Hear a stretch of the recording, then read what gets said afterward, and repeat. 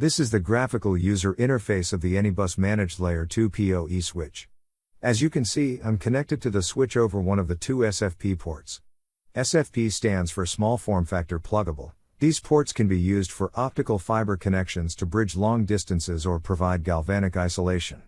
But of course, the SFP ports can also be used for additional RJ45 ports, like in this case where I'm using a copper transceiver.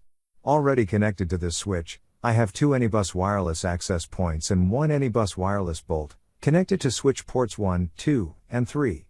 These devices can be powered over the Ethernet cable, so-called PoE, Power over Ethernet. As of now, they are not powered on, so there's no link. If you are not familiar with PoE, you might think that applying DC power over the network cable could potentially damage equipment on the other end. Fortunately, there are ways to determine if the equipment is PoE capable. A power sourcing equipment, such as this PoE switch, will first use a very low voltage to look for a characteristic signature. After that, the powered device may also advertise its power requirements. Reserving power can be done in a number of ways. The default mode is by PoE class. Our switch will support 4 classes, reserving 4 watts, 7 watts, 15.4 watts, or 30 watts. If the powered device fails to define a class, it will be regarded as class 0 and allocated 15.4 watts. You could also use the link layer discovery protocol in a similar way, or choose to allocate power manually by specifying allowed maximum power.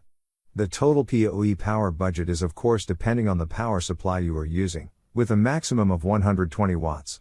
First, you enable PoE and select mode. Here, PoE is equivalent to 802.3 AF, which can provide up to 15.4 watts. And with PoE Plus, or 802.3 AT, we can provide up to 30 watts.